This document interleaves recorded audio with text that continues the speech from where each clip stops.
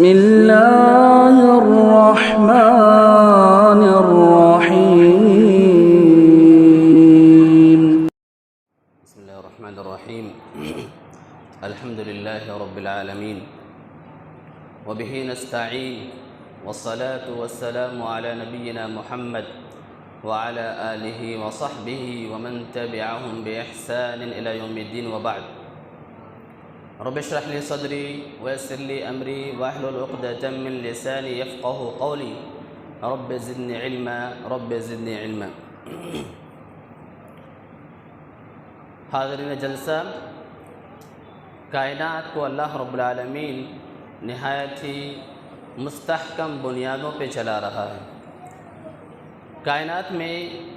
جو موسم مقرر ہیں یہ اللہ رب العالمین کائنات کی مصلحت اور اس کی حکمت کی بنیاد پر مقرر کیے ہوئے ہیں۔ انسانوں کی پسند کو اگر دیکھا جائے تو کبھی انسان کو ٹھنڈی کا موسم سوٹ کرے،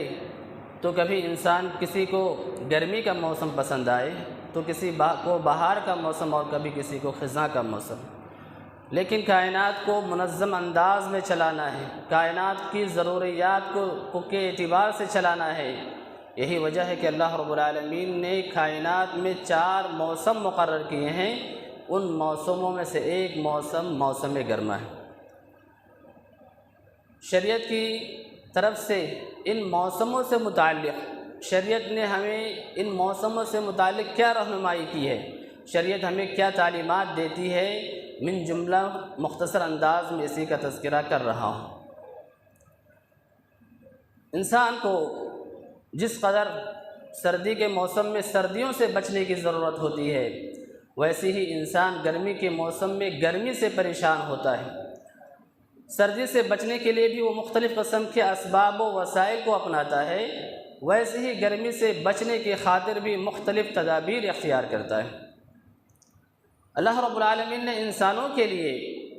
لباس جیسی نعمت عطا کی ہے،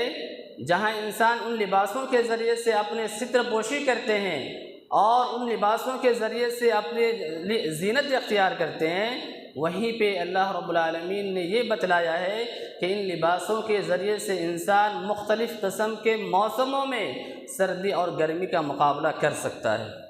اللہ تعالیٰ نے لباس کی نعمت کا تذکرہ کرتے ہوئے فرمایا، یا بنی آدم قد انزلنا علیکم لباسا یواری سوآتکم وریشا، اے آدم کی اولاد، ہم نے تمہارے لیے لباس اتارے ہیں اور وہ لباس بھی اتارا ہے جو تمہارے زینت کے کام آتے ہیں۔ تو گویا کہ لباس فی نفس ہی اللہ کی طرف سے ایک نعمت ہے، اس نعمت میں یہ بھی شامل ہے۔ اللہ رب العالمین نے جیسے کہ دوسری جگہ فرمایا کہ یہ لباس تمہیں سردی اور گرمی کے موسموں میں بھی کام آتے ہیں۔ سورہ نحل میں اللہ تعالیٰ فرماتے ہیں، واللہ جعل لکم مما خلق ظلالا وجعل لکم من الجبال اکنانا وجعل لکم سرابیل تقیکم الحر وسرابیل تقیکم بأسکم كذلك يتم نعمته عليكم لعلكم تسلمون۔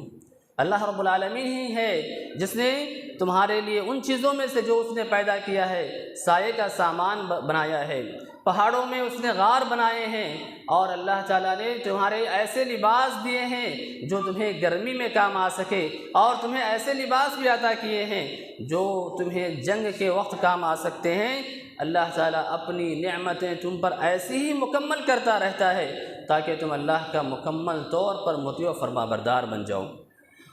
حاضرین، شریعت کے نصوص میں ان موسموں سے متعلق زندگی کے مختلف میدان سے متعلق جہاں تعلیمات موجود ہے، مختلف نصوص میں اللہ رب العالمین نے اور اس کے رسول صلی اللہ علیہ وسلم نے گرمی کے موسم سے متعلق بھی مختلف ہمارے لیے رہنمائی کی ہے۔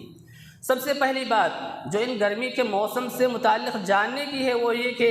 سردی اور گرمی کے موسم کا سبب ہے کیا۔ اللہ کے نبی صلی اللہ علیہ وسلم فرماتے ہیں، صحیحین کی روایت ہے کہ جہنم نے اپنے رب سے شکایت کیا اور کہا، اے میرے رب، میرے ہی بعض حصوں نے میرے بعض حصوں کو کھا لیا ہے۔ تو اللہ تعالیٰ نے جہنم کو 2 مرتبہ سانس لینے کی اجازت دی، اور یہی سانس لینا سخت قسم کے گرمی اور سخت قسم کے سردی کا سبب ہے۔ سائنسی اعتبار سے جو بھی اس کے اسباب بتلائے جائیں، سائنسی وجوہات جو بھی ہو سردی اور گرمی کے، لیکن ایک مسلمان کو جو حقیقی سبب معلوم ہوتا ہے، ایک مسلمان کے سامنے شریعت کے نصوص کی روشنی میں جو حقیقی وجہ معلوم ہوتی ہے وہ یہی کہ سردی اور گرمی کی جو وجہ اور سبب ہے وہ جہنم کا سانس لینا ہے۔ اللہ رب العالمین نے اور اس کے رسول صلی اللہ علیہ وسلم نے جو سردی اور گرمی کے موسموں سے متعلق تعلیم دی ہے، ان میں سے ایک تعلیم یہ بھی ہے کہ انسان یہ نہ سمجھے کہ وہ اپنے آپ کو جتنی زیادہ گرمی کی تکلیف میں مبتلا کرے گا، جس قدر وہ گرمی برداشت کرے گا اور جتنے زیادہ وہ تکلیف جھیلے گا اس کو اتنے ہی زیادہ ثواب ملے گا۔ ایسی بات نہیں ہے، کیونکہ مجرد تکلیف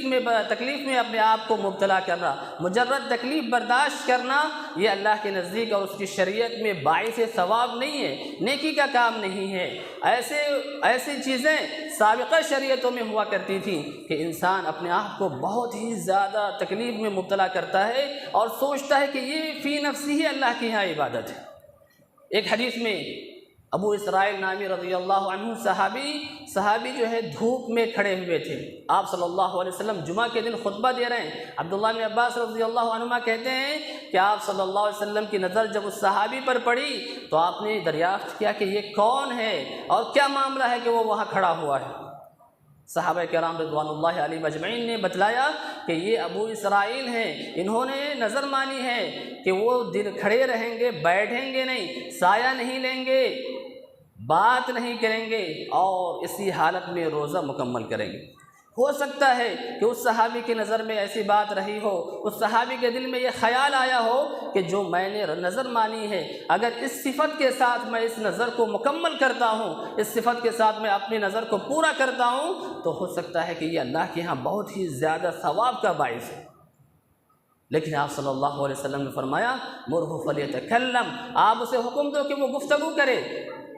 بیٹھ جائے، سایہ کا سہارا، سایہ میں آ جائے اور وہ اپنے روزے کو مکمل کرے۔ تو کوئی آدمی دھوپ کی شدت کو برداشت کرے، گرمی کو برداشت کرے بلا وجہ، کوئی وجہ نہیں ہے، یہ فی نفسی ہے، اللہ کی نگاہ میں عبادت نہیں ہے، یہ اللہ کی نگاہ میں باعث ثواب نہیں، بلکہ کہیں نہ کہیں اپنے نفس کو تکلیف دینے کی وجہ سے گناہ کا باعث ہو سکتا ہے۔ شریعت نے موسم گرما سے متعلق جو ہمیں اور بھی تعلیمات دی ہیں وہ یہ کہ انسان موسم گرما میں ظہر کی نماز کو تاخیر سے پڑھے۔ حالانکہ وقت پہ نماز پڑھنا ایک مسلمان پہ فرض اور واجب ہے، جیسے کہ اللہ تعالیٰ نے کہا ان الصلاۃ کانت علی المؤمنین کتابا موقوتا۔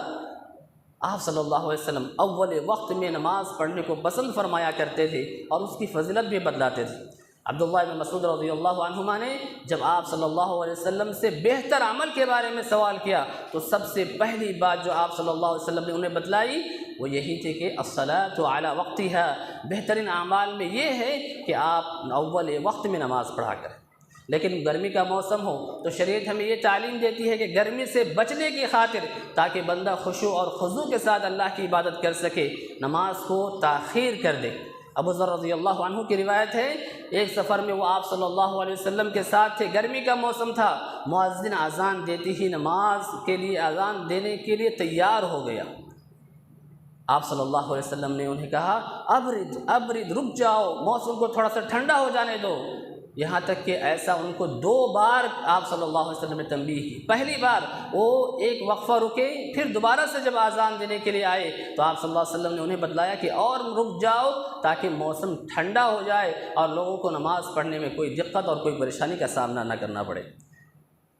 اس کی وجہ بھی بتلائی، ایسا اس لیے کہا جا رہا ہے کہ گرمی کی جو شدت ہے یہ جہنم کے بھاپ کی وجہ سے ہے، لہٰذا جب گرمی کی شدت آ جائے تو نماز کو آپ تاخیر کر لیا کریں، نماز کو آپ جو ہے تاخیر سے پڑھا کریں، کیونکہ یہ گرمی کی جو شدت ہے یہ جہنم کے بھاپ لینے کی وجہ سے۔ نمازی سے متعلق موسم گرما میں شریعت کی دوسری تعلیم یہ ہے کہ اگر انسان باہر نماز پڑھ رہا ہو یا مسجد ہی میں ہو، ایسی گرمی کی وجہ سے جو ہے فرش گرم ہو گیا ہو کہ انسان کو پیشانی رکھ کر کے سجدہ کرنے میں بڑی دقت پیش آ رہی ہو، تو شریعت کی یہی تعلیم ہے کہ اتنی ہی جگہ پہ وہ کپڑا رکھ کر کے سجدہ کر سکتا ہے۔ صحابی کہتے ہیں کہ ہم اللہ کے نبی صلی اللہ علیہ وسلم کے ساتھ سخت گرمی میں نماز پڑھا کرتے تھے، اور اگر کوئی ہم میں سے زمین پر اپنی پیشانی رکھ کر کے سجدہ کرنے کا اہل نہیں ہوتا، اپنا کپڑا پھیلا لیتا اور وہ اس پر سجدہ کر لیا کرتا تھا۔ شریعت ہمیں جو اور گرمی سے موسم سے متعلق تعلیم دیتی ہے وہ یہ کہ آدمی سردی کا موسم ہو یا گرمی کا موسم، کوئی بھی موسم ہو، وہ اس بات کا اہتمام کرے کہ مسجد کی جانب وہ چل کر کے آیا کرے، تاکہ مسجد کی جانب چل کر آنے کے جو جتنے بھی قدم وہ چل کر کے آئے گا اور جتنے قدم وہ واپس جائے گا، تمام کا ثواب لکھا جا سکے۔ ابی بن کعب رضی اللہ عنہ کی روایت ہے، کہتے ہیں کہ اللہ کے نبی صلی اللہ علیہ وسلم کے ایک زمانے میں ایک صحابی تھے جن کا گھر میں نہیں جانتا ہوں کہ اس سے زیادہ دور کسی اور کا گھر رہا ہو،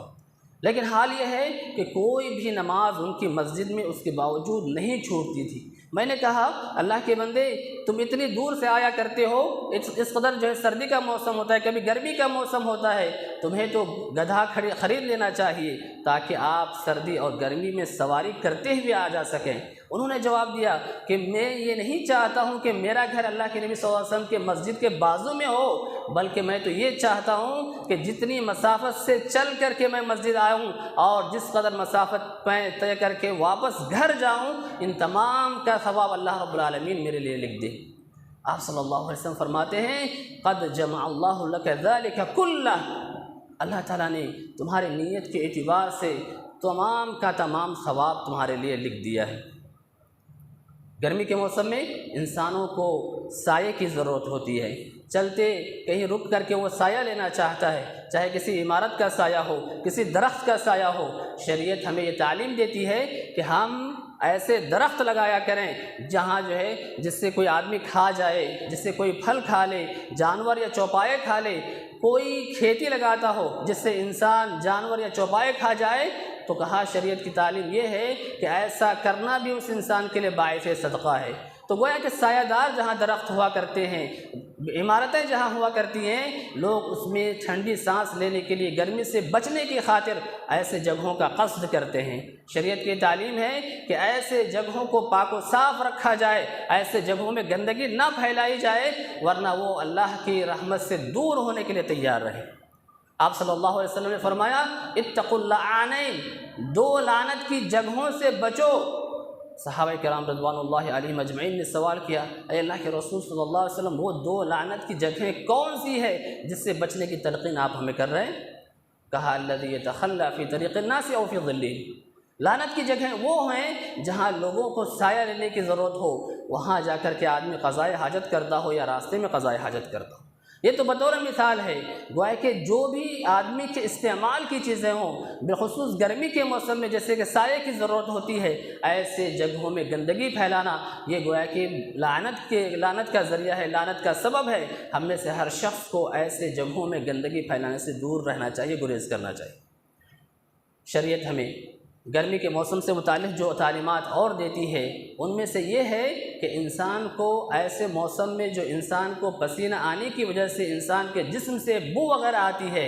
ایسے بو وغیرہ سے بھی دوسروں کو تکلیف دینے سے بچنا چاہیے۔ اس کا علاج یہ ہوگا کہ خصوصی طور پر ان موسموں میں نہانے دھونے اور مختلف ایسے عطر وغیرہ کے استعمال کی کوشش کرنی چاہیے جس کی وجہ سے ہمارے بدن سے اگر بو آ رہی ہو، پسینہ وغیرہ کا کیا کسی اور بھی چیز کا، اس سے لوگوں کو کسی قسم کا تکلیف نہ ہو۔ آپ صلی اللہ علیہ وسلم نے یہی نہ فرمایا کہ حقیقت میں مسلمان تو وہ ہے جس کی زبان سے، جس کے ہاتھ سے لوگ محفوظ ہوں، جس کے زبان سے اور جس کے ہاتھ سے لوگ محفوظ ہوں۔ اور انسان کا معاملہ ہی نہیں ہے بلکہ ہمارے ان چیزوں سے جس سے انسانوں کو بھی تکلیف ہوتی ہے، فرشتے بھی اذیت محسوس کرتے ہیں۔ آپ صلی اللہ علیہ وسلم نے فرمایا ان الملائکۃ تتأذى مما تتأذى منه بنو آدم،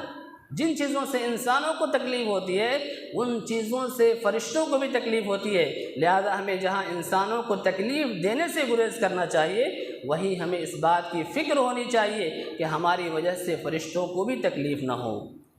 حاضرین گرامی قدر، یہ تو دنیاوی گرمی کے متعلق یہ باتیں ہوئیں۔ قیامت کے دن اس سے کہیں زیادہ گرمی ہوگی، آج تو کروڑوں کلومیٹر دور سورج ہونے کی وجہ سے انسان اس قدر جو ہے شدت محسوس کرتا ہے، اس قدر جو ہے انسان گرمی سے پریشان رہتا ہے۔ آپ اور ہم اس وقت کو یاد کریں کہ میدان محشر میں صرف 1 میل کی دوری کے اوپر ہی سورج ہوگا۔ آج تو 14 کروڑ کلومیٹر زائد 14 کروڑ بلکہ 15 کروڑ کلومیٹر کی مسافت پہ سورج موجود ہے، اس کے باوجود ہم گرمی کی اتنی شدت محسوس کرتے ہیں، اس سے بچنے کے نت نئے طریقے اور اسلوب اختیار کرتے ہیں۔ اس وقت کو یاد کیجئے کہ اس وقت صرف 1 میل کے برابر تقریباً 1.5 کلومیٹر کے فاصلے پر سورج ہوگا تو انسانوں کو کس قدر گرمی محسوس ہوگی۔ یہی وجہ ہے کہ آپ صلی اللہ علیہ وسلم نے فرمایا کہ انسان اپنے اعمال کے مطابق کچھ گھٹنوں تک، کچھ ٹخنوں تک، کچھ کمر تک، کچھ جو ہے منہ تک پسینے میں ڈوبا ہوا ہوگا۔ ہم میں سے ہر شخص کو اس دن کی گرمی سے بچنے کے لیے بھی تیاری کرنے کی ضرورت ہے۔ آپ صلی اللہ علیہ وسلم نے اس دن بھی سایہ حاصل کرنے کا ہمیں طریقہ اور اسلوب بتلایا ہے، جیسے کہ اس مشہور حدیث میں ہے سبعۃ یظلھم اللہ فی ظلہ یوم لا ظل الا ظلہ۔ 7 قسم کے لوگ وہ ہوں گے جنہیں اللہ رب العالمین اپنے عرش کے سائے میں جگہ دے گا، جس دن جو ہے کوئی سایہ نہ ہوگا، اور آپ صلی اللہ علیہ وسلم نے ان 7 قسم کے لوگوں کا تذکرہ کیا ہے۔ تو وہ ہے کہ ہمیں اس دن کی گرمی سے بچنے کی خاطر ہمیں کوشش کرنی چاہیے، ہمیں فکر ہونی چاہیے کہ ہم ان 7 اسبابوں کو اپنائیں یا ان اسباب کو اختیار کریں جن اسباب کو اپنا کر کے ہم قیامت کے دن کی گرمی سے بچ سکتے ہیں۔ اللہ رب العالمین سے دعا ہے کہ اللہ سبحانہ و تعالی ہمیں شریعت کے ہر تعلیم کو سیکھنے اور اپنی زندگیوں میں اس کو نافذ کرنے کی توفیق عطا فرمائے۔ اللہ رب العالمین ہمیں میدان محشر کی گرمیوں سے ہمیں محفوظ رکھے، آمین۔ سبحان ربک رب العزت عما یصفون وسلام علی المرسلین والحمد للہ رب العالمین۔